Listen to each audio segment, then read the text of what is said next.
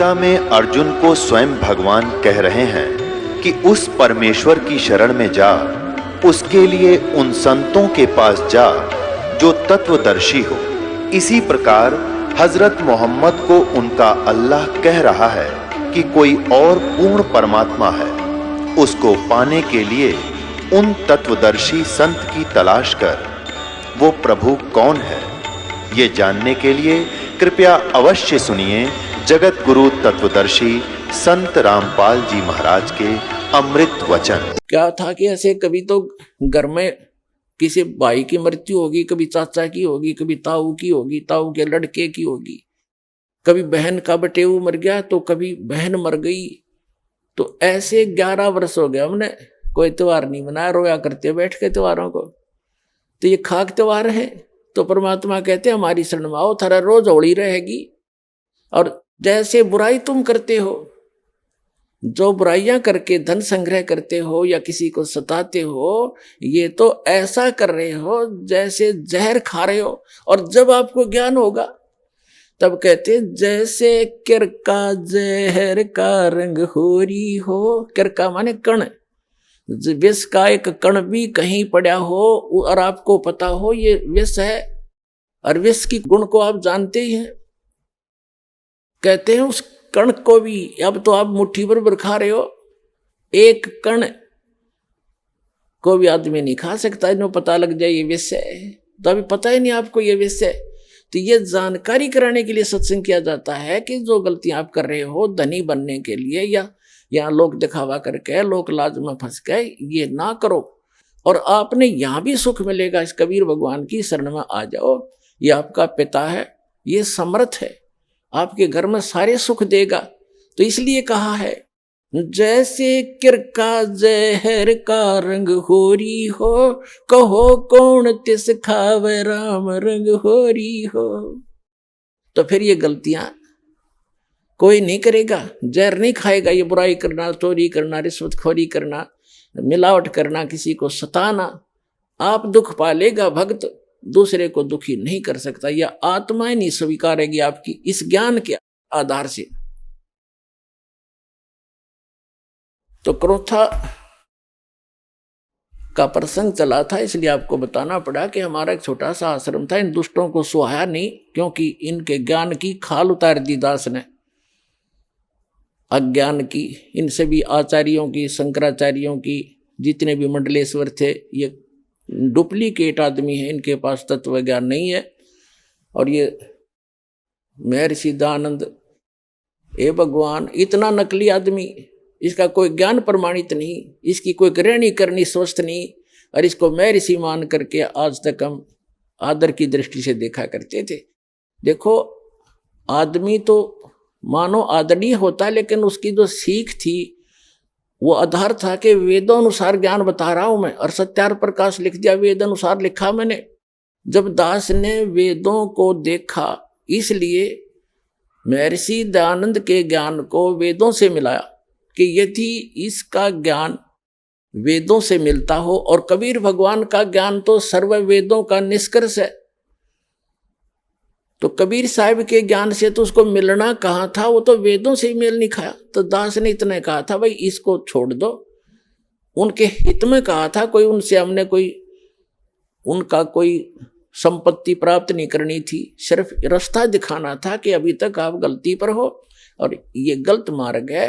महर्षि दयानंद को वेद ज्ञान नहीं था। आप वेद को सच्चा मानते हो, वेद में ही देख लो। अब आम जनता जो आर्य समाजी है वो कौन है? हमारे भाई हैं, बहन हैं, मामा और बुआ के भाई बहन बेटियां हैं। लेकिन ये दुष्ट लोग हैं जो आचार्य, ये अपने स्वार्थवश उन्होंने ये सोचा कि यदि हमारे समाज के व्यक्तियों को इस सच्चाई का पता लग गया, सारे रामपाल के पास चले जाएंगे, इनका कल्याण हो जाएगा और तुम्हारी दुकान बंद हो जाएगी। ये उद्देश्य लेकर उन्होंने जुल्म ढा दिया। तो ये लोग कभी तैसी नहीं हो सकते, आज तक नहीं हुए। ये लोग स्वार्थी। और दास ने परमार्थ में शीश दे रखा है, जेल चाहे जान जाओ, जेल की तो बात क्या है, पर इसको ऊपर लाकर छोड़ूंगा। मालिक का साथ दास के है, सच्चाई को ऊपर लाऊंगा, पूरा विश्व का कल्याण होगा।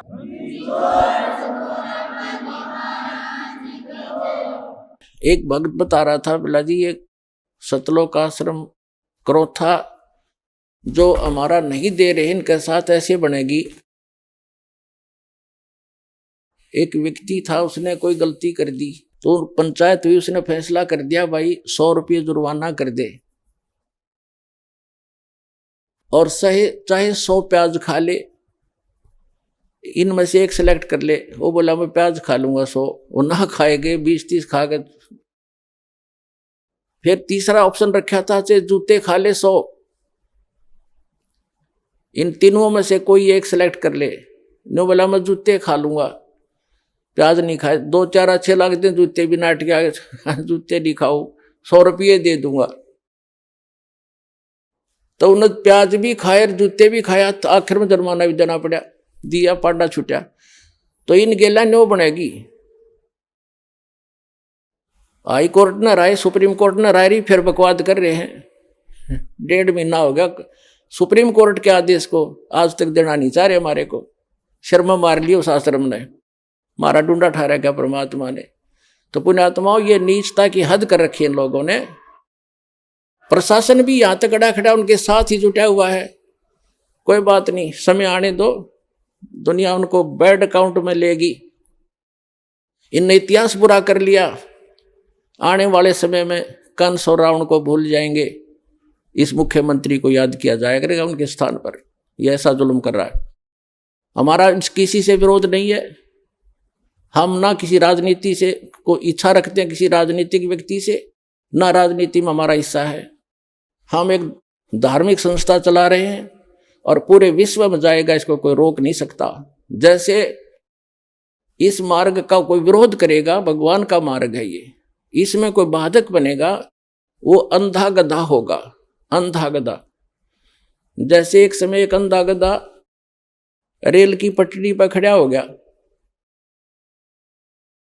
और उसने देखा भाई गड़ गड़ गड़ होता आ रहा है, कोई तुझे डिस्टर्ब करने आ रहा है। जिधर से उसने आहट सुनी उधर दोनों पैर कर लिए पिछले और दलुत्ती पिना ली कि मुझे कोई छेड़ेगा। होता राजा बना खड़ा था बीच में, उसने ये नहीं मालूम था कि तू खुद गलत स्थान पर खड़ा है, रेल के मार्ग में खड़ा है तू। जब ट्रेन निकट आई, उसने अपनी शक्ति दिखाई, दोनों दुलती चलाई और ट्रेन ने पटक कर टुकड़े टुकड़े कर दिया भाई। तो पुण्यात्माओं, इस परमात्मा कबीर जी के मार्ग में ये अंधे गधे हैं जो बाधक बन रहे हैं। समय आएगा परमात्मा इनको वो सजा देगा, याद रखेगा इनकी कई पीढ़ियों तक, और पूरा विश्व याद करेगा ऐसे जालिम लोगों ने जो भगवान के मार्ग में बाधा करते हैं। इन्हें मदद करनी चाहिए। ऐसा परोपकार हो रहा है, लाखों लोगों के सुख हो रहे हैं, बुराइयां छूट रही हैं, समाज की कुरीतियां दूर हो रही हैं, इनको एक आंख नहीं सुहा रही है। तो पुण्यात्मा, ये तो थोड़ा सा पिछला दर्द याद आ गया था, वो काढ़ा है दास ने और सच्चाई बताई है। अब सत्संग सुनाते हैं। और पुण्यात्मा, हम तो आज भी किसी के बुरे के हक में नहीं, और ना हम बुरा कर सकते। कबीर साहब की हम शिक्षा पर चलते हैं, जो तो को काटा बो ता को बो तू फूल, और तोय फूल के फूल हैं वाको है त्रिशूल। हम बुरा नहीं कर सकते, ना सोच सकते। इतना जरूर है भाई, पागल कुत्ते से बचने के लिए लठोड़ी जरूर रखनी पड़े कि जो पागल कुत्ता काटे ना जा, मारा नहीं करते, दिखाण दो उसे। तो हम भी उस शिक्षा का पालन करते हैं। हमारा कोई बुरा करे हम सपने में भी नहीं सोच सकते, हमारे विधान में नहीं है। ना तो हम भी उसी माटी के बने हुए, हम भी गलती कर लेते, लेकिन हमारा भगवान रुस जाएगा अगर हमने किसी का बुरा किया। लेकिन वो कौन सा अंधा थोड़ा ही है। परमात्मा कहते हैं कि मेरे तो छानी है, उससे क्या चीज छुपा है वो सब जानते हैं। अक्षमा याचना करनी पड़ेगी एक दिन उनको, और नहीं तो भयंकर पाप के भागी हो जाएंगे। आज भी आकर वो अक्षमा याचना करेंगे और भक्ति करेंगे तो हम सहर्ष उनको आम बच्चों की तरह स्वीकार करेंगे। लेकिन शायद उनके अंदर इतनी बुद्धि नहीं है, अहंकार में खत्म हो चुके हैं वो सभी हमारे भाई है। पूरी पृथ्वी के प्राणी हम एक परमात्मा के बच्चे हैं, हमें तो पता लग चुका है। ठीक है, घर का बालक या कोई पालतू कुत्ता भी पागल हो जाए, उससे बचना पड़ता है, फिर वो अलग बात है। लेकिन पूरे संसार के जितने भी प्राणी हैं, हम एक पिता की संतान हैं और सबके उद्धार के लिए प्रयत्न है। अब जो मानव शरीरधारी प्राणी हैं वो नाम लेंगे, दीक्षा ग्रहण करेंगे, बुराई त्याग देंगे, उनका तो मोक्ष होगा ही होगा। साथ में इस भक्ति, सत भक्ति, परमात्मा के दिए हुए इस अमृतवाणी के प्रचार से, और जो भक्त जाप करते हैं, सिमरण करते हैं, सुबह शाम दोपहर की भगवान की वाणी उच्चारण करते हैं और हवन यज्ञ करते हैं, धर्म पुण्य करते हैं, इनसे पूरे वातावरण में परिवर्तन आ रहा है। पूरे वातावरण में पशु पक्षियों पर भी असर होगा।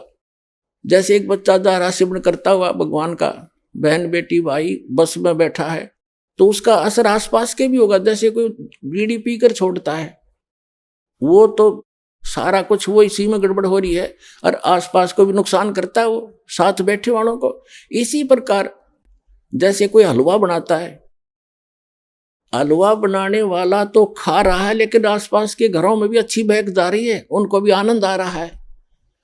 तो इसी प्रकार जो सत भक्ति कर रहे हैं वो हलवा खा रहे हैं और उनके आसपास के मकानों में भी उसकी सुगंध अच्छी जा रही है।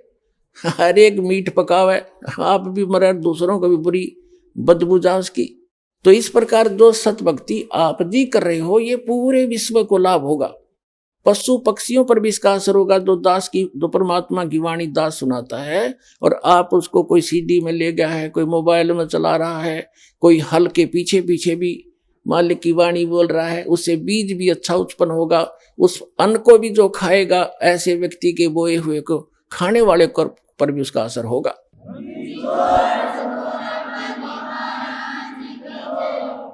एक समय परमात्मा कबीर जी के भक्त थे। वो कहीं किसी अन्य पहुंच गए, किसी भक्त के, अपनी बहन, कोई भगतमती बहन थी यानी कोई सेविका थी, उसके वहां चले गए। परमात्मा के जाने के बाद ये अपने आप मनमुखी संत भी बन जाते हैं, लेकिन भक्ति करने से थोड़ी बहुत उनके अंदर वो साधु गुण अवश्य आ जाते हैं। उनसे आगे लाभ भले ही ना होता, लेकिन वो आध्यात्मिक मार्ग से परिचित अवश्य होते हैं। तो इस प्रकार का एक संत किसी अपनी सेविका के घर चला गया और गुरुजी आगे गुरुजी की सेवा श्रद्धालु खूब करते हैं। और उनके घर, उस बहन के घर, जिसके घर वो उसकी शिष्या थी, उसके घर गया था वो संत। उसके घर उसकी बहन आई हुई थी, उस लड़की की बहन, और उसकी इकलौती पुत्री थी। वो विधवा हो गई थी 1 महीना पहले। और उस लड़की ने, संत भक्त आए हुए थे, उसने भोजन बना दिया। उसकी बहन ने कहा, बहन तू बना दे, मुझे कुछ और काम है और सेवा करती हूँ। तो उस बहन ने वो भोजन बनाया, साधु संत ने खाया। सुबह उठ के उसको सारी रात सपने आए, मेरी बेटी विधवा होगी, हे भगवान क्या होगा, मेरी बेटी विधवा होगी, इसके तो बालक भी छोटे छोटे हैं, अब इसका क्या हाल होगा है। आगे दूसरा पति, उसका भाई भी नहीं था पति का, बटेऊ का, अब इसका क्या रहा होगा, यानी इतनी चिंतित थी। तो सुबह उठ के उस संत ने कहा अपनी शिष्या से, बहन आज ये हमारा भोजन किसने बनाया था? ये कल रात का जो भोजन था ये किसने बनाया था? तो उसने बताया, जी मेरी बहन आई हुई है, उसने बनाया था। अच्छा, क्या उसका कोई आपत्ति है उसके ऊपर, कोई दुख है उसको? कहा महाराज जी घना दुख उसको, तो नाम तो ले नहीं रखा।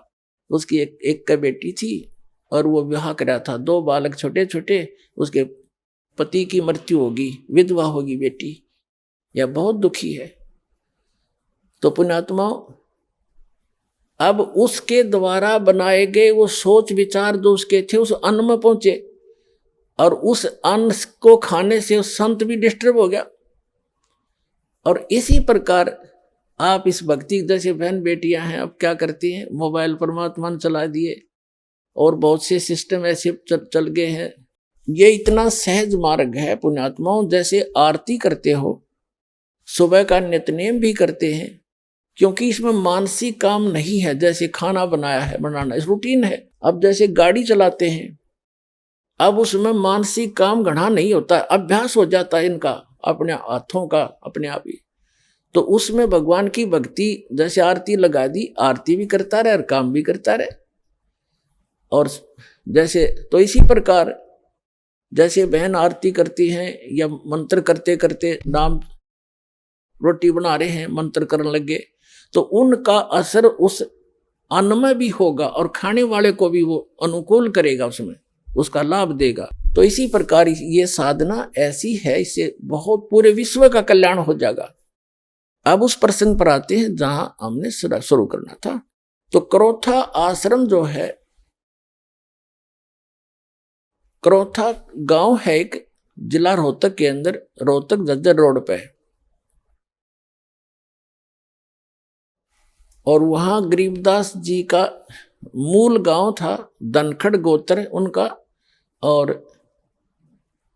वो किसान यानी जाट किसान उस घर में जन्म था उनका। उनके जो पिताजी थे वो गांव छुडानी में ब्याहे थे, यानी गरीबदास जी के नानके थे छुडानी में। और गरीबदास जी की माता का कोई भाई नहीं था, जिस कारण से गरीबदास जी के पूज्य पिताजी श्री बलराम जी नाम था उनका, धनखड़। और वो अपने ससुराल में घर जमाई रहने लगे थे। वहां जमीन बहुत घनी थी, आज के 1400 एकड़ जमीन, उस समय के 2500 बीघा, वो बीघा दूसरा होता था। तो इतनी जमीन संपत्ति थी, तो वहां रहने लगे। वहां जाने के बाद, छुडानी में जाने के बाद 12 वर्ष के उपरांत गरीबदास जी का जन्म हुआ था। और गरीबदास जी आजीवन वहीं रहे, उनकी संतति है। आज भी आधा गांव लगभग धनखड़ गोत्र से है, छुडानी, जिला झज्जर, हरियाणा। तो गरीबदास जी का ज्यादा आना जाना क्रोथा गांव में ही रहा, क्योंकि भाईचारा वहीं था। तो कहने का भाव दास का ये है कि गरीबदास जी जब 10 वर्ष के हो गए और अपने ही, क्योंकि तब तो उन्हीं की अपना ही सारा कुछ हो चुका था, नाना जी की सारी संपत्ति उन्हीं की थी। लगभग 150 गव्वे रखे हुआ था उसका, नाना जी रखा करते थे, क्योंकि जमीन बहुत थी। उसमें चरागाह बना देते, वर्षा हो जाती, कुछ खाने के लिए गेहूं जौ आदि बीज लेते, चने सरसों हो जाती। बाकी की जमीन को पशुओं के लिए ही वो प्रयोग किया करते थे, पशुपालन करते थे। उसके साथ साथ 2-4 किराए के पाली होते थे गांव के। और कुछ ऐसे व्यक्ति होते थे जो गव्वे रखते थे, लेकिन उनके पास अपनी जमीन नहीं होती थी, वो भी उसी में चराया करते थे। ऐसे पहले आपस में बड़ा प्रेम होता था। जो पैसे वाले व्यक्ति गरीबों की बहुत मदद किया करते थे, निस्वार्थ किया करते थे। तो ऐसे 10-12 पाली गवाले इकट्ठे होकर प्रतिदिन गौवें चराने जाया करते थे। अपनात्मा, ये वो शुभ दिन है द्वादशी का, जो आप और हम ये त्योहार मनाने जा रहे हैं। हमारे संतों के ये त्योहार है, और ये वो अनमोल त्योहार हैं कि जिस दिन जिस भगवान के लिए हम भटक रहे हैं, राजाओं ने राज त्याग दिए, ऋषि महर्षियों ने शरीर गाल दिए तपस्याएं करके, लेकिन इस काल भगवान ने रास्ता ठीक नहीं दिया उनको। और भगवान रास्ता देने आए, सही विधि बताने आए, तो हमने स्वीकार नहीं किया अपनी अबोधता के कारण।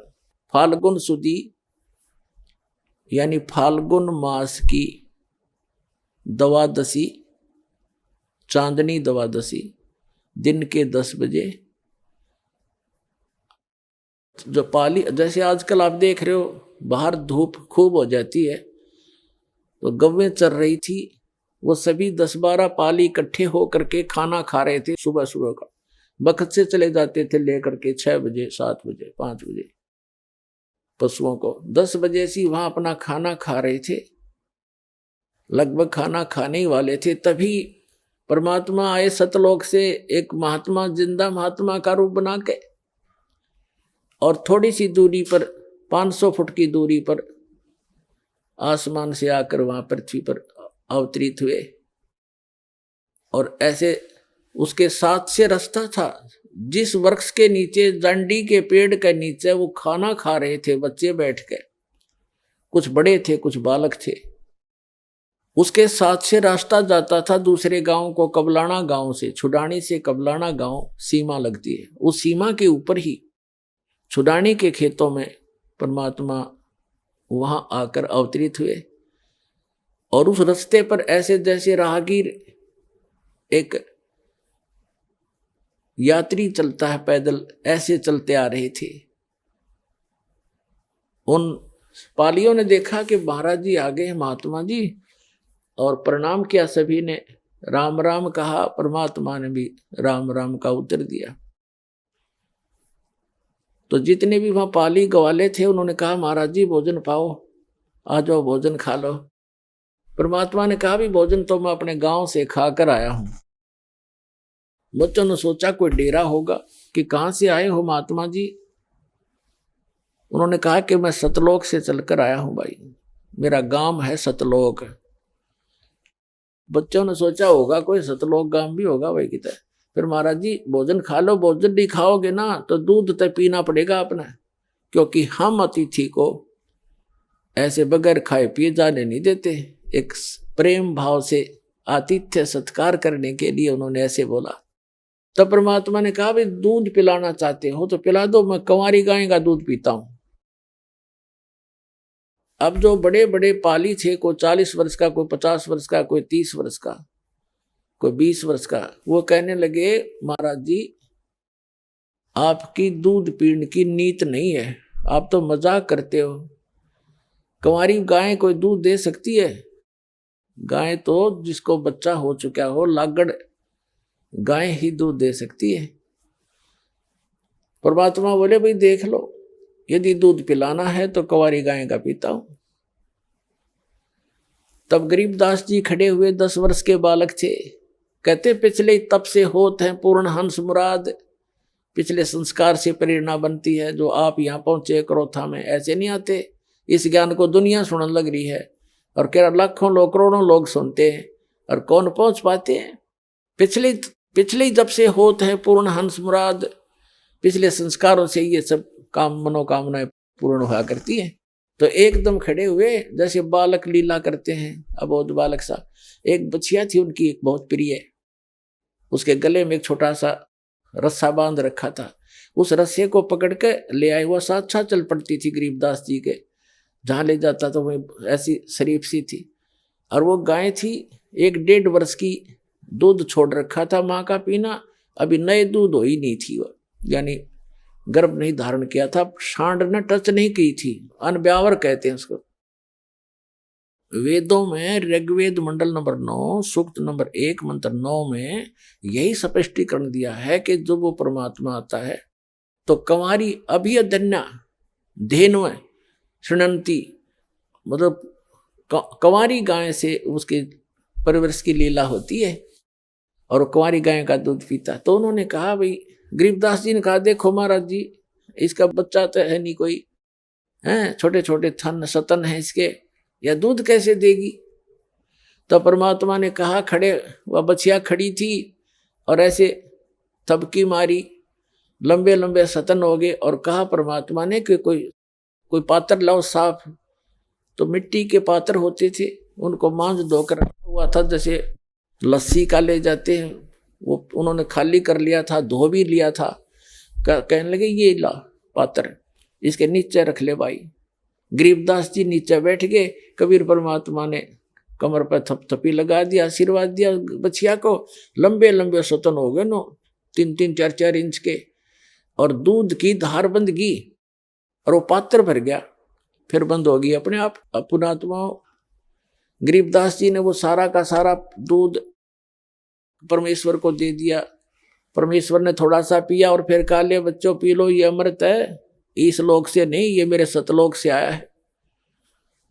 लेकिन जो बड़े अपना बुद्धिमान मानने थे, अकलबंद मानने थे, वह कहने लगे हम ना पीवा, पाप का दूध है।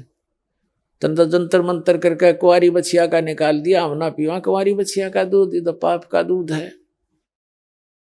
और तेरी जात का पता नहीं तो कौन सी जात का है, तेरा जूठा कदे भी ना पीवा हमें। तब गरीबदास जी ने कहा 10 वर्ष के बालक ने, ला मुझे दो भगवान, आपका अमृत कब कब प्राप्त हो हमें। तो पुण्यात्माओं ये कहते हैं पालने में पूत के पैर पहचान हो जाती है, बचपन से ही उसमें कुछ ऐसे विलक्षण गुण होते हैं जो पुण्यात्मा होती हैं। ऐसी पुण्यात्माओं को परमात्मा आकर मिलते, उसका विधान है ऋग्वेद मंडल नंबर 9 सूक्त नंबर 86 मंत्र 26 और 27 में, ऋग्वेद मंडल नंबर 9 सूक्त मंत्र 82 मंत्र 1 2 3 में, ऋग्वेद मंडल नंबर 9 सूक्त 20 के मंत्र 1 में, ऋग्वेद मंडल नंबर 9 सूक्त 54 के मंत्र 3 में, ऋग्वेद मंडल नंबर 9 सूक्त 94 के मंत्र 1 में, ऋग्वेद मंडल नंबर 9 सूक्त 95 के मंत्र 2 में, ऋग्वेद मंडल नंबर 9 सूक्त 1 मंत्र 9 में, ऋग्वेद मंडल नंबर 9 सूक्त 96 के मंत्र 16 से लेकर 20 में यही प्रमाणित किया है कि वो परमात्मा ऊपर के लोक में रहता है, सह शरीर है, नर आकार है, राजा की तरह सिंहासन पर विराजमान है, वहां से गति करके आता, सह शरीर आता है, अच्छी आत्माओं को मिलता है, उनको उपदेश देता है, ज्ञान देता है, सत्य भक्ति बताता है, और यहां कवियों की तरह आचरण करता हुआ घूमता है, वाणी के द्वारा अपना महिमा गाता है, लोकोक्तियों के माध्यम से, दोहों के माध्यम से, जिस कारण से एक प्रसिद्ध कवियों में से भी एक प्रसिद्ध कवि का कि उपमा उपाधि भी प्राप्त करता है, लेकिन वो होता है भगवान। ये निष्कर्ष है चारों वेदों का। तो पुण्यात्माओं उसी विधान अनुसार वो परमात्मा वहां आए, गरीबदास जी से फिर ज्ञान सुनाने लगे।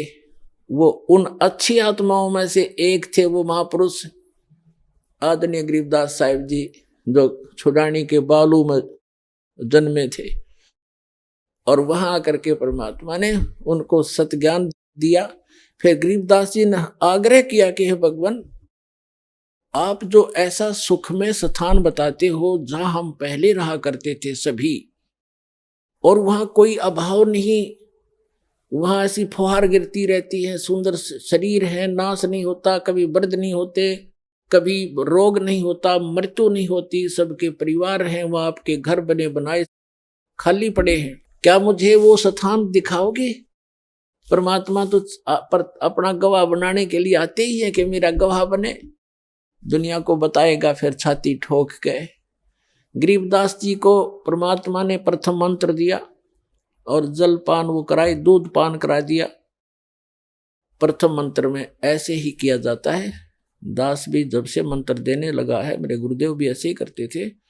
प्रथम मंत्र के साथ आपको वचनामृत दिया जाता है, वचन से शुद्ध करके, और साथ में मिश्री दी जाती है ये, और मंत्र दिया जाता है। ऐसे पेय पदार्थ के साथ इसको पान परवाना कहते हैं। तो गरीबदास जी को ऐसे पान परवाना दिया था दूध के साथ, और फिर सतलोक लेकर गए।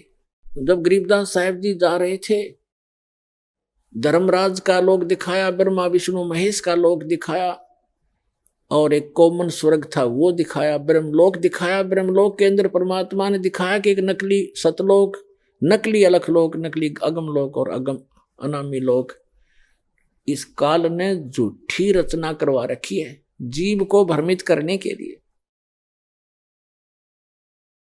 और फिर धर्मराज के दरबार में लेकर गए, फिर ऊपर गए, सारा कुछ दिखा करके सतलोक में जब पहुंचे परमात्मा 12वां द्वार पार करके, 12वां द्वार पार करके सतलोक में पहुंचा जाता है।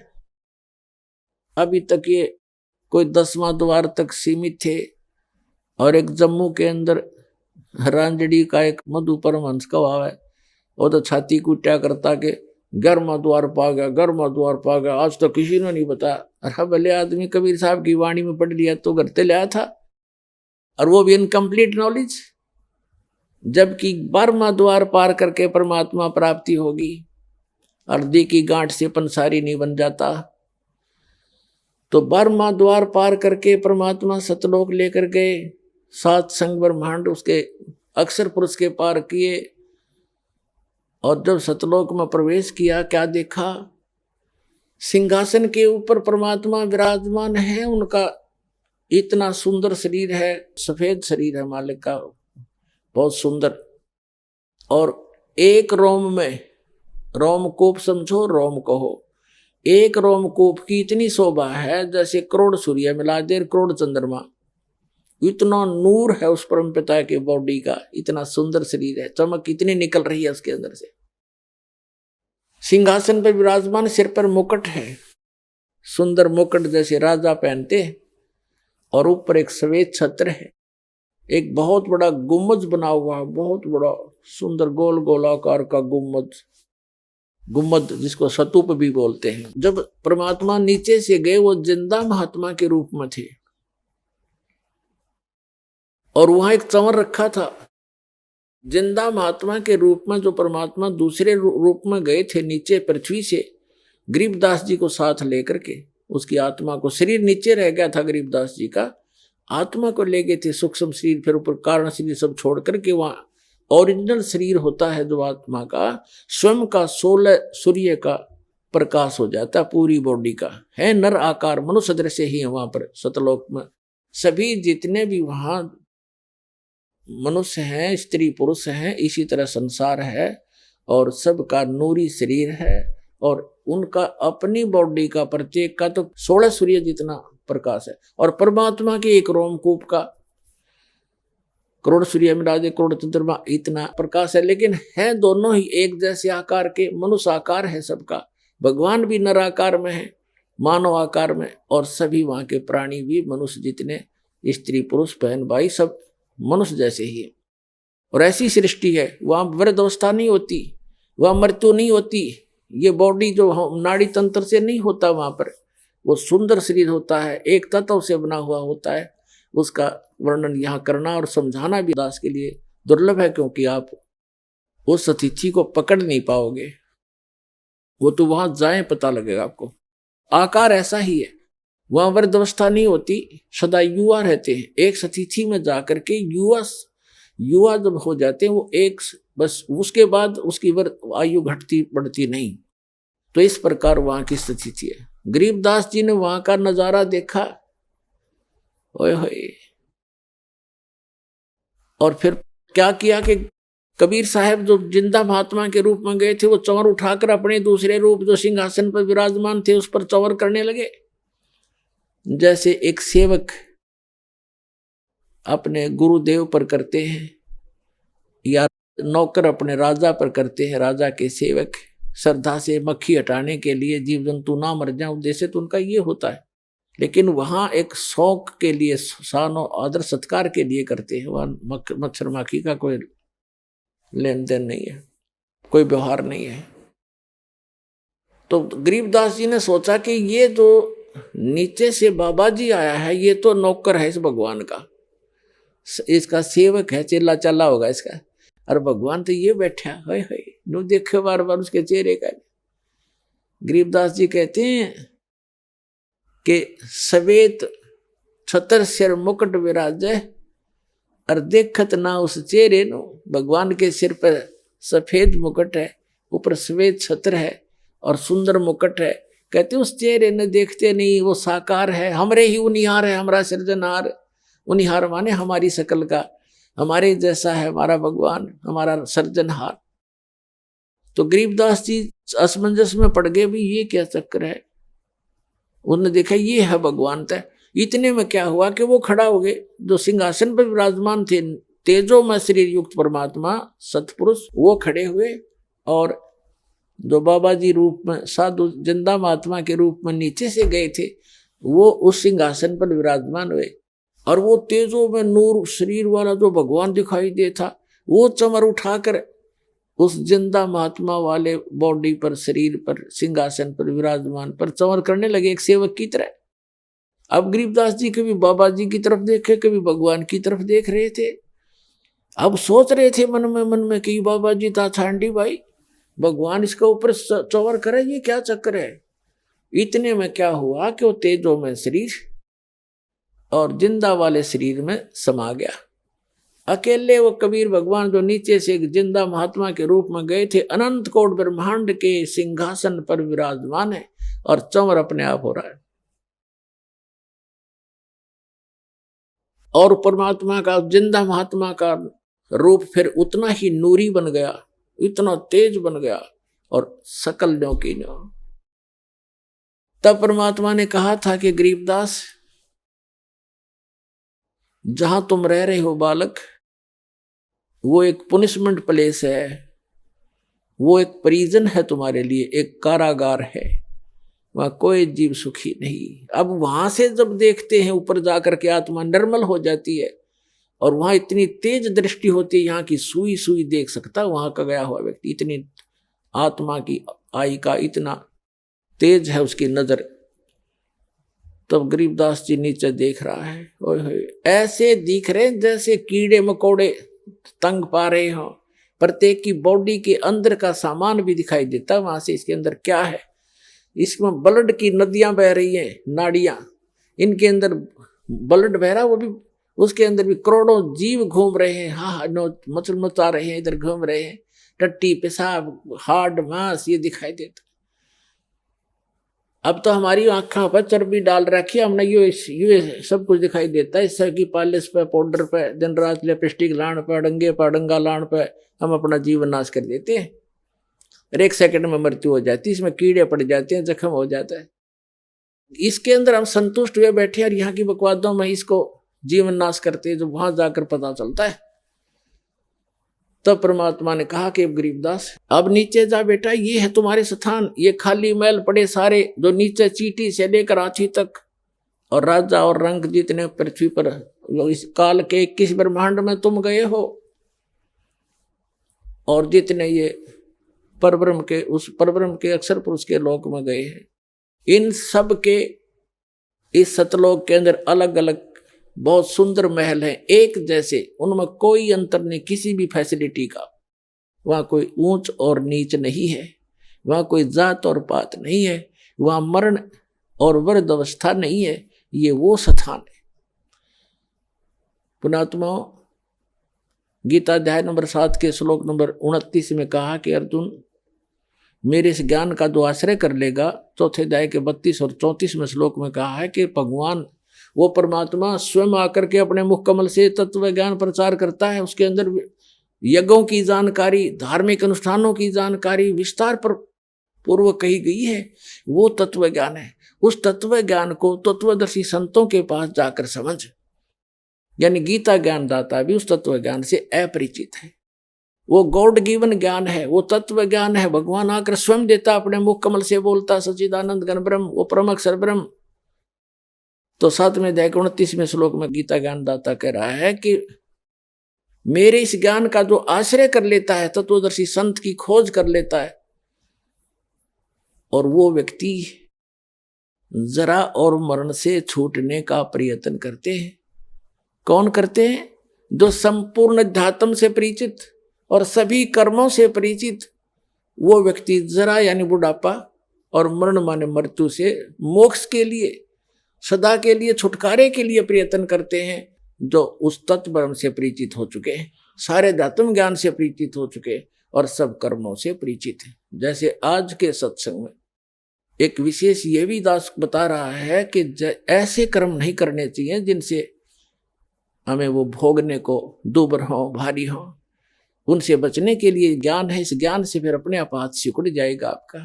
तो ये कंप्लीट स्पिरिचुअल नॉलेज है, अध्यात्म ज्ञान है, और ये कर्म बताए जाते हैं कि इनसे जो परिचित हो जाता है वो केवल जरा और मरण से छूटने का ही प्रयत्न करता है। तो फिर अर्जुन ने पूछा कि किम तत्परम, 8वें अध्याय के प्रथम मंत्र में, तीसरे मंत्र में उत्तर दिया 8वें अध्याय के गीता में कि वो परम अक्षर ब्रह्म है। तो पुण्यात्माओं, वो स्थान है सतलोक जहां जरा और मरण नहीं है। गीता ज्ञान दाता अपने विषय में कहता है कि अर्जुन, चौथे अध्याय के 5 और 9 श्लोक में कि अर्जुन, तेरे और मेरे बहुत जन्म हो चुके, तू नहीं जानता, मैं जानता हूं। अध्याय नंबर 10 के श्लोक नंबर 2 में गीता में, अध्याय नंबर 2 के श्लोक 12 में गीता ज्ञान दाता कहता है, अर्जुन, जन्म मृत्यु तेरी भी और मेरी भी सदा बनी रहेगी यदि मेरी शरण में रहना है। 8वें अध्याय के 13वें श्लोक में कहा कि मेरा तो ओम नाम है मुझ ब्रह्म का, और इसको भक्ति करता हुआ अंतिम सांस तक जाएगा तो मुझे प्राप्त होगा, यह गति प्राप्त होगी जो ओम से मिलने वाली है। उस ओम से, ओम के जाप से ब्रह्मलोक प्राप्ति है। 8वें अध्याय के 16वें श्लोक में बताया है कि ब्रह्मलोक में गए हुए प्राणी भी पुनरावृत्ति में उनका भी जन्म मृत्यु होता है। अपनी तो स्थिति क्लियर कर दी, मेरा एक ओम नाम है और इसको जाप करने वाले का जन्म मृत्यु भी रहेगी। 8वें अध्याय के 5 और 7 में कहा कि अर्जुन, मेरी शरण में रहना है तो युद्ध करना पड़ेगा, मेरी भक्ति कर मुझे ही प्राप्त होगा, ये गारंटीड बात है। लेकिन शांति नहीं हो सकती, युद्ध करना पड़ेगा। युद्ध करने वाले को शांति कहा। फिर 18वें अध्याय के 62वें श्लोक में कहा कि तू सर्वभाव से उस परमेश्वर की शरण में जा, जिसकी कृपा से तू परम शांति को और सनातन परम धाम को, शाश्वत स्थान को प्राप्त होगा। उसके लिए ऑप्शन छोड़ ही दिया कि तत्वदर्शी संतों की खोज कर, वो आपको बताएंगे। गीता ज्ञानदाता उस तत्व ज्ञान से अपरिचित है, अन्यथा एक अध्याय और लिखवा देता अगर उसमें ज्ञान होता। 15वें अध्याय के 1 से 4 का सारांश है कि तत्वदर्शी संत की पहचान भी बताई है कि जो उल्टे लटके हुए संसार रूपी वृक्ष के सभी छंद बता देगा, सभी विभाग बता देगा, जड़ से लेकर पत्तों तक सवेदवित, वह वेद के तात्पर्य को जानने वाला तत्वदर्शी संत है। उसके पश्चात परमेश्वर के उस परम पद की खोज करनी चाहिए। 15वें अध्याय के 4 श्लोक कि जहां जाने के बाद साधक फिर लौटकर कभी संसार में नहीं आते। तो वो स्थान है सतलोक, जो गरीबदास साहिब को परमात्मा ने दिखाया।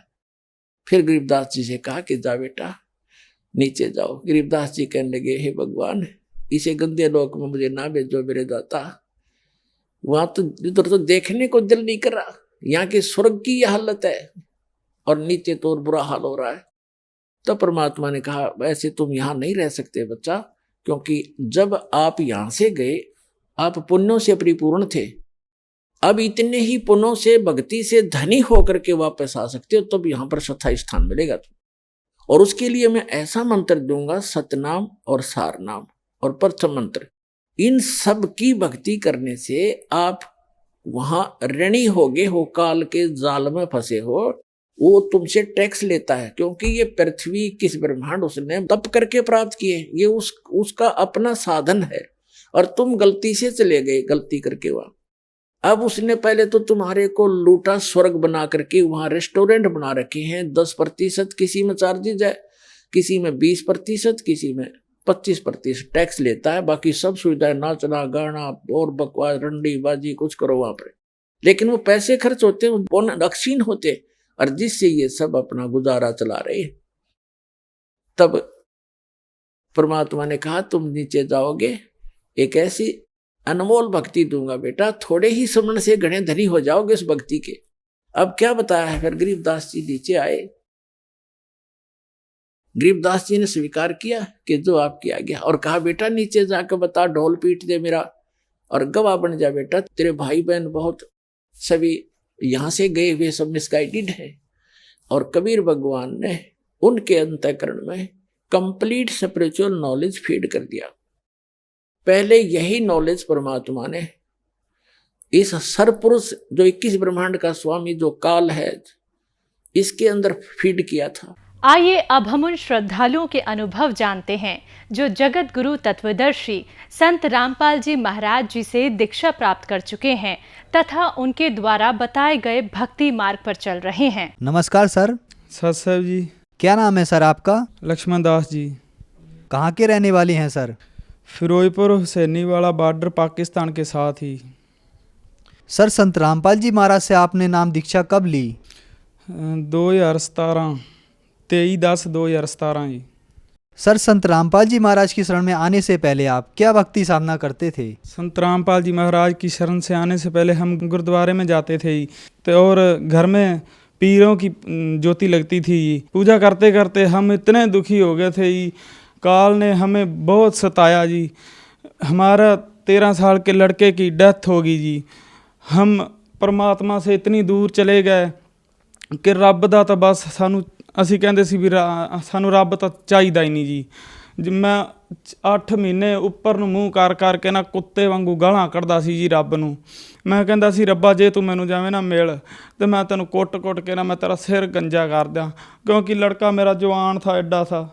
ਤੇ ਉਹਦੇ ਉਹ 4 ਸਾਲ ਗੁਰਦੁਆਰੇ 'ਚ ਵਾਹਿਗੁਰੂ ਦਾ ਮੰਤਰ ਜਾਪ ਕਰਦਾ ਸੀ ਜੀ। ਘਰੇ ਵੀ ਸੁਖਮਨੀ ਸਾਹਿਬ ਦਾ ਪਾਠ ਕਰਦਾ ਸੀ ਜੀ, 16 ਸਾਹਿਬ ਦਾ ਪਾਠ ਕਰਦਾ ਸੀ ਜੀ। ਰਾਤ ਨੂੰ 11 ਵਜੇ ਤੱਕ ਉਹ ਬੈਠਾ ਰਹਿੰਦਾ ਸੀ। ਤੇ 4 ਸਾਲ ਉਹਨੇ ਭਗਤੀ ਕੀਤੀ ਜੀ। ਤੇ ਇੱਕ ਦਿਨ ਨਾ ਉਹ ਵਿਆਹ 'ਤੇ ਚਲਾ ਗਿਆ, ਮੇਰੇ ਭੂਆ ਜੀ ਦੇ ਲੜਕੇ ਦੇ ਵਿਆਹ 'ਤੇ ਚਲਾ ਗਿਆ। ਮੈਂ ਉਹਨੂੰ ਰੋਕਦਾ ਵੀ ਰਿਹਾ ਵੀ ਤੂੰ ਮੇਰੇ ਕੋਲ ਰਹਿ ਬੇਟਾ, ਤੇਰੇ ਪੇਪਰ ਚੱਲ ਰਹੇ ਨੇ, ਪੱਕੇ ਪੇਪਰ ਉਹਦੇ ਆ ਗਏ ਸੀ ਜੀ। ਉਹ ਜ਼ਬਰਦਸਤੀ ਚਲਾ ਗਿਆ ਜੀ।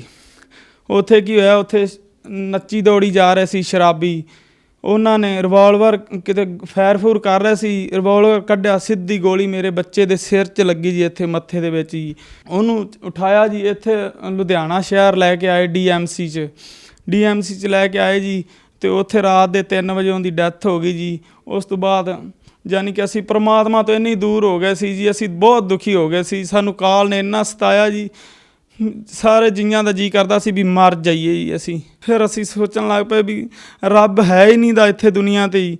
ਅਤੇ ਫਿਰ ਇੱਕ ਸਾਨੂੰ ਨਾ ਮੇਰੇ ਘਰ ਵਾਲੀ ਨੂੰ ਗਾਂ ਨੇ ਮਾਰੀ ਟੱਕਰ ਜੀ। ਟੱਕਰ ਮਾਰੀ ਤਾਂ ਉਹਨਾਂ ਦੇ ਨਾ ਹੱਡੀ ਇੱਥੋਂ ਕਰੈਕ ਹੋ ਗਈ ਸੀ, ਰੀੜ੍ਹ ਦੀ ਹੱਡੀ ਜੀ। ਉਹ ਸਾਧਨਾ ਕਰਦੇ ਕਰਦੇ ਜੀ ਮੇਰੀ ਲੱਤ ਵੀ ਟੁੱਟ ਗਈ ਸੀ ਜੀ।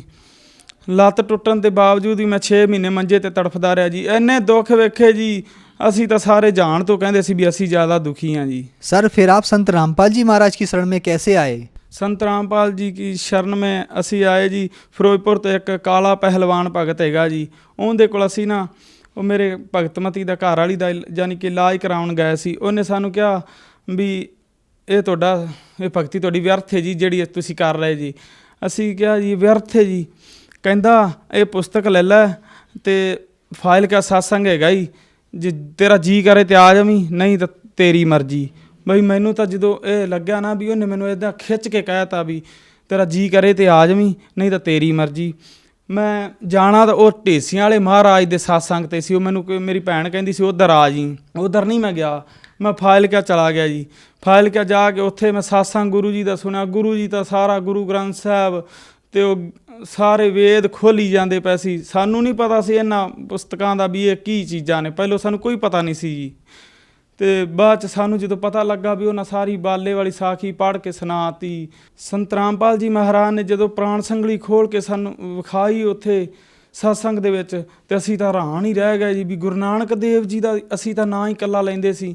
ਅਸੀਂ ਕਹਿੰਦੇ ਸੀ ਵੀ ਗੁਰੂ ਨਾਨਕ ਤੂੰ ਤਾਂ ਉੱਤੇ ਹੈ ਹੀ ਕੋਈ ਨਹੀਂ ਦਾ ਜੀ। ਜਦੋਂ ਅਸੀਂ ਉੱਥੇ ਸਾਰਾ ਕੁਝ ਵੇਖਿਆ ਸਤਸੰਗ ਦੇ ਵਿੱਚ, ਅਤੇ ਅਸੀਂ ਤਾਂ ਆਉਂਦੇ ਸਾਨੂੰ ਬਸ ਅਗਲੇ ਐਤਵਾਰ ਦਾ ਇੰਤਜ਼ਾਰ ਸੀ ਵੀ ਜਲਦੀ ਤੋਂ ਜਲਦੀ ਐਤਵਾਰ ਆਵੇ ਅਤੇ ਅਸੀਂ ਨਾ ਨਾਮ ਦੀਕਸ਼ਾ ਲਈਏ, ਕਿਉਂਕਿ ਅਸੀਂ ਬੜੇ ਦੁਖੀ ਹੋ ਕੇ ਵੇਖ ਲਿਆ ਸੀ ਵੀ ਸਾਰੇ ਜਾਣ ਤੋਂ ਅਸੀਂ ਦੁਖੀ ਸੀ ਜੀ।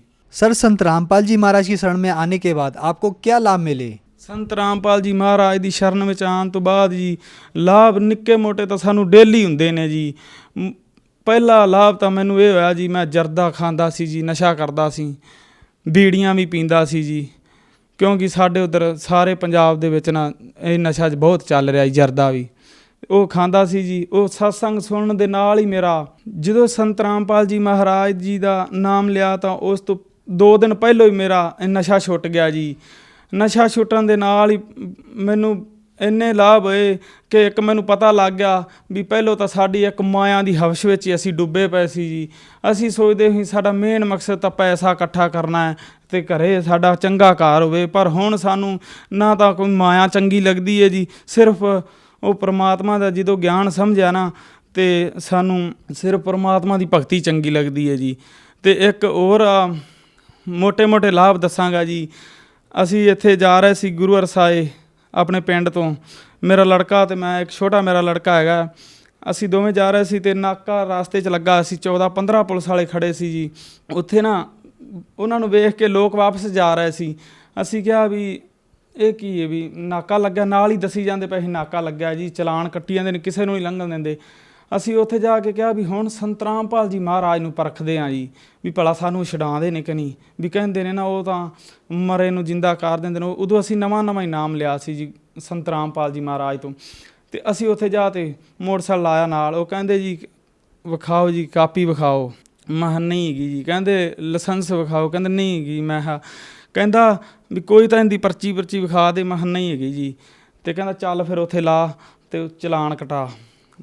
ਅਸੀਂ ਫਿਰ ਉੱਥੇ ਮਨ ਹੀ ਮਨ ਵਿੱਚ ਪਰਮਾਤਮਾ ਨੂੰ ਅਰਦਾਸ ਲਾਈ, ਸੰਤ ਰਾਮਪਾਲ ਜੀ ਮਹਾਰਾਜ ਨੂੰ, ਵੀ ਮਾਲਕਾ ਇਹਨਾਂ ਨੂੰ ਸਦਬੁੱਧੀ ਬਖਸ਼ੋ, ਅਸੀਂ ਲੇਟ ਹੋ ਜਾਵਾਂਗੇ ਅਤੇ ਅਸੀਂ ਜਾਣਾ ਜੀ ਅੱਗੇ 25-30 ਕਿਲੋਮੀਟਰ ਅਸੀਂ ਅੱਗੇ ਜਾਣਾ ਸੀ ਜੀ। ਸ਼ਾਮ ਦਾ ਟਾਈਮ ਸੀ ਅਤੇ ਉੱਥੇ ਇੱਕ ਪਿੱਛੋਂ ਨਾ ਸਾਡੇ ਉਹ ਸਰਦਾਰ ਖੜ੍ਹਾ ਹੋਇਆ ਜੀ। ਕਹਿੰਦਾ ਵੀ ਹਾਂਜੀ ਤੁਸੀਂ ਕਿਵੇਂ ਖੜ੍ਹੇ ਜੀ। ਮੈਂ ਆਖਿਆ ਵੀ ਇਹ ਸਾਨੂੰ ਜਾਣ ਨਹੀਂ ਦਿੰਦੇ ਜੀ, ਕਹਿੰਦੇ ਨੇ ਚਲਾਨ ਕਟਾਓ। ਕਹਿੰਦਾ ਜਾ ਯਾਰ ਤੂੰ ਜਾ ਇਹਨੂੰ ਜਾਣ ਦੇ ਯਾਰ। ਅਸੀਂ ਉੱਥੇ ਬੰਦੀ ਛੋੜ ਦਾ ਨਾਅਰਾ ਲਾਇਆ ਪ੍ਰਮਾਤਮਾ ਸੰਤ ਰਾਮਪਾਲ ਜੀ ਮਹਾਰਾਜ ਦਾ। ਅਸੀਂ ਆਖਿਆ ਹੇ ਮਾਲਕਾ ਵੀ ਤੂੰ ਇੱਥੇ ਮਿੰਟ ਦੇ ਵਿੱਚ ਆ ਗਿਆ। ਅਸੀਂ ਤਾਂ ਹਜੇ ਮਨ ਵਿੱਚ ਸੋਚਦੇ ਹੀ ਪਏ ਸੀ ਵੀ ਗੁਰੂ ਜੀ ਸਾਨੂੰ ਛੁਡਾ ਦਿਓ। ਪ੍ਰਮਾਤਮਾ ਨੇ ਸਾਨੂੰ ਉੱਥੋਂ ਛੁਡਾਇਆ ਜੀ। ਅਤੇ ਦੂਜਾ ਲਾਭ ਇਹ ਹੋਇਆ ਜੀ, ਖੇਤੀਬਾੜੀ ਦਾ ਸਾਡਾ ਕੰਮ ਹੈ ਜੀ। ਮੈਂ ਆਪਣੇ ਨਾ ਅਰਬੀ ਚੋਕਣ ਜਾ ਰਿਹਾ ਸੀ, ਗੋਡੀ ਲਾਉਣੀ ਸੀ ਜੀ। ਮੈਂ ਘਰੋਂ ਹੀ ਸੋਚ ਕੇ ਚੱਲਿਆ, ਮੈਂ ਕਿਹਾ ਗੁਰੂ ਜੀ ਅੱਜ ਕੋਈ ਪ੍ਰਮਾਤਮਾ ਸੰਤ ਰਾਮਪਾਲ ਜੀ ਅੱਜ ਕੋਈ ਐਸਾ ਚਮਤਕਾਰ ਕਰੋ ਕਿ ਮੈਨੂੰ ਪਤਾ ਲੱਗ ਜਾਵੇ ਵੀ ਤੁਸੀਂ ਮੇਰੇ ਨਾਲ ਚਮਤਕਾਰ ਕਰ ਦਿੱਤਾ। ਪ੍ਰਮਾਤਮਾ ਨੇ ਉਦੋਂ ਕੀ ਕੀਤਾ ਜੀ, ਸੰਤ ਰਾਮਪਾਲ ਜੀ ਮਹਾਰਾਜ ਨੇ ਮੈਨੂੰ ਬਸ 15 ਮਿੰਟ ਹੀ ਹੋਏ ਸੀ ਗੋਡੀ ਕਰਦੇ ਨੂੰ ਜੀ। ਗੋਡੀ ਕਰਦਾ ਜੀ ਮੈਂ ਇੱਕ ਨਾ ਬੂਟਾ ਮੋਟਾ ਆ ਗਿਆ ਉਹਦਾ ਘਾਹ ਦਾ, ਉਹਦਾ ਮੈਂ ਇੱਥੋਂ ਲਿਆ ਕੇ ਰੰਬਾ ਨਾ ਖਿੱਚ ਕੇ ਮਾਰਿਆ, ਮੇਰੇ ਇਸ ਅੰਗੂਠੇ 'ਤੇ ਵੱਜਿਆ ਜੀ। ਇਸ ਅੰਗੂਠੇ 'ਤੇ ਇੱਕ ਝਰੀਟ ਤੇ ਕਰਨੀ ਆਈ ਜੀ। ਮੈਂ ਉੱਥੇ ਨਾ ਰੋਣ ਲੱਗ ਪਿਆ ਜੀ। ਮੈਂ ਹੇ ਮਾਲਕਾ ਤੂੰ ਮੇਰੇ ਅੰਗ ਸੰਗ ਸਹਾਈ। ਅਸੀਂ ਪਹਿਲੋਂ ਕਿੱਥੇ ਧੱਕੇ ਖਾਂਦੇ ਫਿਰੇ ਜੀ। ਅਸੀਂ ਅੱਧੀ ਜ਼ਿੰਦਗੀ ਤਾਂ ਸਾਡੀ ਉਵੇਂ ਲੰਘ ਗਈ ਜੀ। 35 ਸਾਲ ਮੇਰੇ ਹੋ ਗਏ ਜੀ, 35 ਸਾਲ ਦੀ ਮੇਰੀ ਉਮਰ ਹੋ ਗਈ, ਬਸ ਐਵੇਂ ਵਿਅਰਥ ਹੀ ਗਈ ਚਲੀ ਸੀ। ਤੁਸੀਂ ਨਾ ਮਿਲਦੇ ਤਾਂ ਸਾਡੀ ਖਰੇ ਕੀ ਦੁਰਗਤੀ ਹੋਣੀ ਸੀ ਜੀ। ਫਿਰ ਦੂਜਾ ਲਾਭ ਇਹ ਹੋਇਆ ਜੀ, ਸਾਡੀ 7-8 ਮਹੀਨਿਆਂ ਤੋਂ ਨਾ ਭੈਂਸ ਜਿਹੜੀ ਮੱਝ ਜਿਹਨੂੰ ਕਹਿੰਦੇ ਅਸੀਂ ਪੰਜਾਬ ਦੇ ਵਿੱਚ, ਉਹ ਜਾਣੀ ਕਿ ਵਿਹਲੀ ਸੀ ਜੀ। ਨਾ ਤਾਂ ਦੁੱਧ ਦਿੰਦੀ ਸੀ ਅਤੇ ਨਾ ਹੀ ਉਹਦੇ ਬੱਚਾ ਪੈਦਾ ਹੋ ਰਿਹਾ ਸੀ ਪੇਟ ਦੇ ਵਿੱਚ। ਮੈਂ ਬੰਦੀ ਛੋੜ ਦੇ ਅੱਗੇ ਸਤਿਗੁਰੂ ਰਾਮਪਾਲ ਜੀ ਮਹਾਰਾਜ ਦੇ ਅੱਗੇ ਪ੍ਰਾਰਥਨਾ ਲਾਈ ਜੀ, ਪ੍ਰਮਾਤਮਾ ਜੇਕਰ ਤੁਸੀਂ ਮਰੇ ਬੰਦੇ ਨੂੰ ਜਿੰਦਾ ਕਰ ਸਕਦੇ ਜੇ ਨਾ, ਅਤੇ ਇਹਦੇ ਮੱਝ ਦੇ ਪੇਟ ਦੇ ਵਿੱਚ ਬੱਚਾ ਵੀ ਪੈਦਾ ਕਰ ਸਕਦੇ ਜੀ। ਉਹ 8 ਮਹੀਨਿਆਂ ਤੋਂ ਵਿਹਲੀ ਮੱਝ ਵੀ ਜਾਣੀ ਕਿ ਡਾਕਟਰ ਨੇ 2 ਵਾਰੀ ਉਹਨੂੰ ਚੈੱਕ ਕੀਤਾ ਸੀ। ਉਹ ਕਹਿੰਦਾ ਸੀ ਵੀ ਇਹ ਭਾਈ ਇਹਦੀ ਬੱਚੇ ਦਾ ਨਹੀਂ ਖਰਾਬ ਹੈ ਅਤੇ ਇਹਨੂੰ ਵੇਚ ਦੇ। ਉਹੀ ਮੱਝ ਦੇ ਵਿੱਚ ਨਾ ਜਦੋਂ ਉਸੇ ਡਾਕਟਰ ਨੇ ਚੈੱਕ ਕੀਤਾ ਨਾ ਅਤੇ ਕਹਿੰਦਾ ਵੀ ਇਹ ਤਾਂ 6 ਮਹੀਨਿਆਂ ਦਾ ਇਹਦੇ ਗਰਭ ਦੇ ਵਿੱਚ ਬੱਚਾ ਹੈ। ਮੈਂ ਉਹਨੂੰ ਕਿਹਾ ਚੰਗੀ ਤਰ੍ਹਾਂ ਵੇਖ ਡਾਕਟਰ ਸਾਹਿਬ, ਅੱਗੇ ਤੂੰ ਹੀ ਚੈੱਕ ਕੀਤੀ ਇਹਨੂੰ। ਕਹਿੰਦਾ ਨਹੀਂ ਜੀ 6 ਮਹੀਨੇ ਦਾ ਬੱਚਾ ਇਹਦੇ ਵਿੱਚ। ਅਤੇ ਉੱਥੇ ਮੈਂ ਫਿਰ ਬੰਦੀ ਛੋੜ ਦਾ ਜੈਕਾਰਾ ਲਾਇਆ। ਮੈਂ ਕਿਹਾ ਪ੍ਰਮਾਤਮਾ ਤੂੰ ਤਾਂ ਬਸ ਇੰਨੇ ਚਮਤਕਾਰ ਕੀਤੀ ਜਾਣਾ ਵੀ ਅਸੀਂ ਸੋਚੇ ਵੀ ਨਹੀਂ ਸੀ ਜੋ ਸਾਡੇ ਨਾਲ ਹੋ ਰਿਹਾ ਜੀ। ਅਤੇ ਇੱਕ ਹੋਰ ਚਮਤਕਾਰ ਹੋਇਆ ਜੀ, 10 ਕੁ ਦਿਨ ਹੋਏ ਜੀ ਸਾਡੇ ਮਮਦੋਟ ਰਾਊ ਕੇ ਪਿੰਡ ਦੇ ਵਿੱਚ। ਉਹ ਵੀ ਬਾਰਡਰ ਦੇ ਨਾਲ ਹੀ ਹੈ ਜੀ, ਅੱਧਾ ਕਿਲੋਮੀਟਰ ਹੀ ਹੈ, ਪਰ ਪਾਕਿਸਤਾਨ ਦੇ ਨਾਲ ਹੀ ਹੈ ਜੀ ਪਿੰਡ। ਉੱਥੇ ਸਤਸੰਗ ਹੋਇਆ ਸੀ ਜੀ। ਉੱਥੇ ਅਸੀਂ ਸਤਸੰਗ 'ਤੇ ਗਏ ਜੀ, ਸਾਰਾ ਪਰਿਵਾਰ ਹੀ ਗਿਆ ਜੀ। ਅਤੇ ਵਾਪਸੀ ਆਉਣ ਲੱਗਿਆ ਨਾ ਸਤਸੰਗ ਸਮਾਪਤੀ ਹੋਈ ਅਤੇ ਅਸੀਂ ਵਾਪਸੀ ਆਉਂਦੇ ਪਏ ਸੀ। ਇੱਕ ਮੇਰੀ ਬੇਟੀ, ਇੱਕ ਮੇਰੇ ਘਰ ਵਾਲੀ ਅਤੇ ਇੱਕ ਮੈਂ, ਅਸੀਂ ਤਿੰਨੇ ਸੀ ਜੀ। ਮੋਟਰਸਾਈਕਲ 'ਤੇ ਲੱਗੇ ਆਉਂਦੇ ਸੀ, 30 35 40 ਦੀ ਸਪੀਡ 'ਤੇ ਹੈਗਾ ਸੀ ਜੀ। ਅੱਗੋਂ ਦੀ ਨਾ ਇੱਕ ਲੜਕੀ ਨੇ ਸਕੂਟਰੀ ਜੀ ਕੱਢ ਕੇ ਨਾ ਉਹਦੇ ਸਾਡਾ ਮੋਟਰਸਾਈਕਲ ਸਿੱਧਾ ਉਹਦੇ ਵਿੱਚ ਵੱਜਿਆ ਜੀ। ਸਿੱਧਾ ਵਿੱਚ ਵੱਜਿਆ ਅਤੇ ਸਾਨੂੰ ਪਤਾ ਹੀ ਨਹੀਂ ਲੱਗਾ ਵੀ ਕੀ ਹੋ ਗਿਆ। ਮੋਟਰਸਾਈਕਲ ਸਾਡਾ ਐਨੂੰ ਡਿੱਗ ਪਿਆ, ਇੱਧਰ ਹੀ ਮੇਰੇ ਘਰ ਦੀ ਨੇ ਵੀ ਡਿੱਗਣਾ ਸੀ ਅਤੇ ਮੇਰੀ ਬੱਚੀ ਨੇ ਵੀ ਡਿੱਗਣਾ ਸੀ ਜੀ, ਬੇਟੀ ਮੇਰੀ ਨੇ। ਅਤੇ ਅਸੀਂ ਤਿੰਨੇ ਹੀ ਖੜ੍ਹੇ ਹੋਏ ਜੀ। ਸਾਨੂੰ ਪਤਾ ਹੀ ਕੋਈ ਨਹੀਂ ਲੱਗਾ ਵੀ ਅਸੀਂ ਕਿਵੇਂ ਖੜ੍ਹੇ ਹਾਂ। ਇੱਕ ਦੂਜੇ ਮਨੇ ਵੇਖੀ ਜੀ, ਅਤੇ ਉਹ ਦੁਕਾਨਾਂ ਵਾਲੇ ਭੱਜ ਕੇ ਆਏ ਵੀ ਕੁਛ ਹੋ ਤਾਂ ਨਹੀਂ ਗਿਆ। ਉਹਨਾਂ ਸਾਨੂੰ ਵੇਖਿਆ ਵੀ ਨਹੀਂ, ਅਸੀਂ ਆਖਿਆ ਵੀ ਸਾਨੂੰ ਤਾਂ ਪਤਾ ਹੀ ਕੋਈ ਨਹੀਂ ਵੀ ਅਸੀਂ ਖੜ੍ਹੇ ਕਿਵੇਂ ਹਾਂ। ਅਸੀਂ ਤਾਂ ਸਿੱਧਾ ਆਟੋਮੈਟਿਕ ਹੀ ਖੜ੍ਹੇ ਹੋ ਗਿਆ ਜੀ, ਜਿਵੇਂ ਫੜ ਕੇ ਖਲਵਾਇਆ ਹੁੰਦਾ ਜੀ। ਸਾਨੂੰ ਇੱਕ ਤਾਂ ਇਹ ਪ੍ਰਮਾਤਮਾ ਨੇ ਲਾਭ ਦਿੱਤਾ ਜੀ। ਹੋਰ ਲਾਭ ਹੋਇਆ ਜੀ ਸਰ ਜੀ, ਉਹ ਲਾਭ ਇਹ ਹੋਇਆ ਜੀ, ਮੇਰੇ ਸਾਲਾ ਸਾਹਿਬ ਹੁਣੇ ਹੀ 8 ਕੁ ਦਿਨ ਦੀ ਗੱਲ ਹੈ ਜੀ।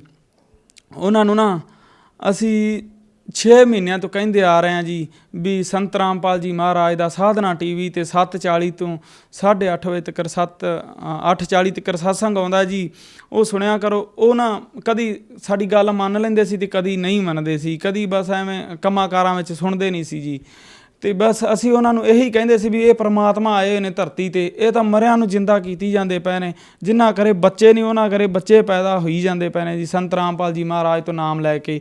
ਅਤੇ ਇੱਕ ਦਿਨ ਐਸਾ ਆਇਆ, ਮੇਰੇ ਸਾਲਾ ਸਾਹਿਬ ਜੀ ਨੂੰ ਅਟੈਕ ਹੋ ਗਿਆ ਜੀ।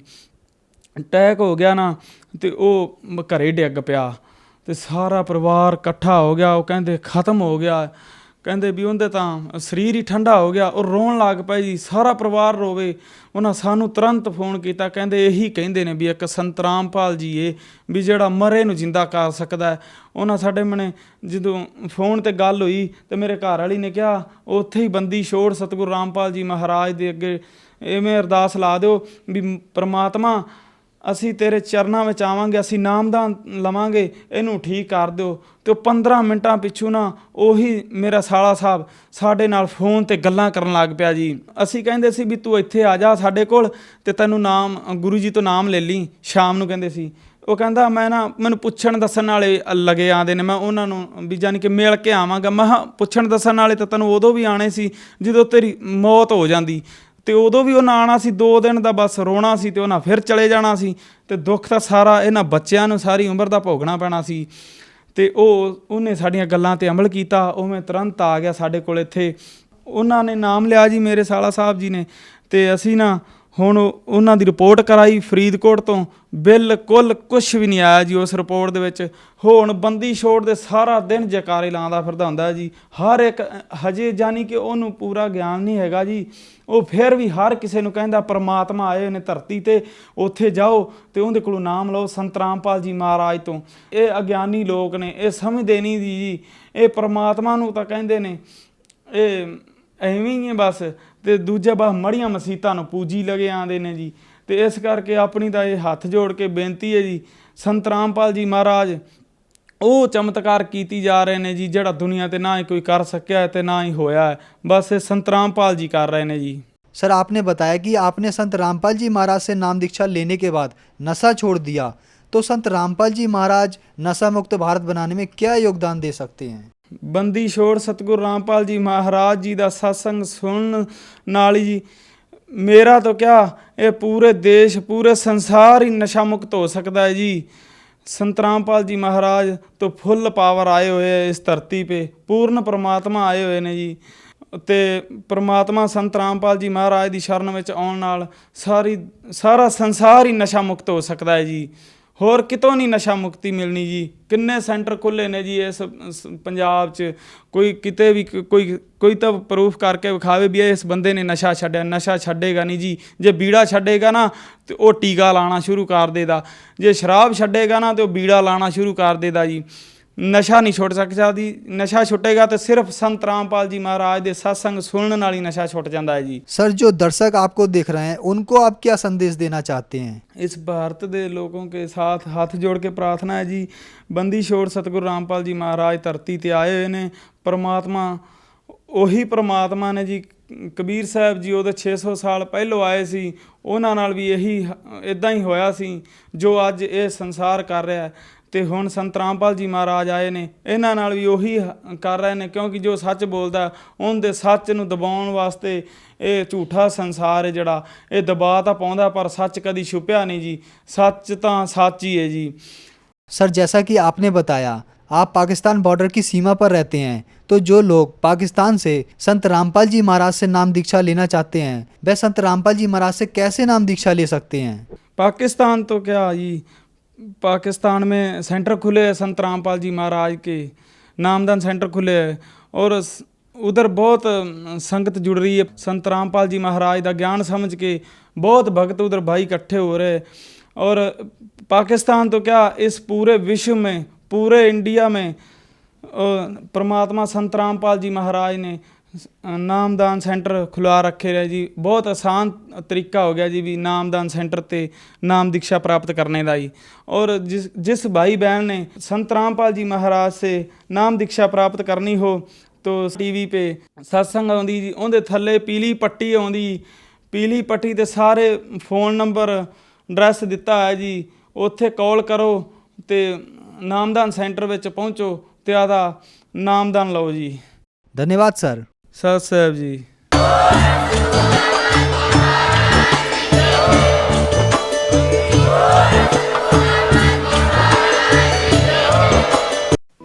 आप सुन रहे थे जगत गुरु तत्वदर्शी संत रामपाल जी महाराज के मंगल प्रवचन। अधिक जानकारी के लिए संपर्क करें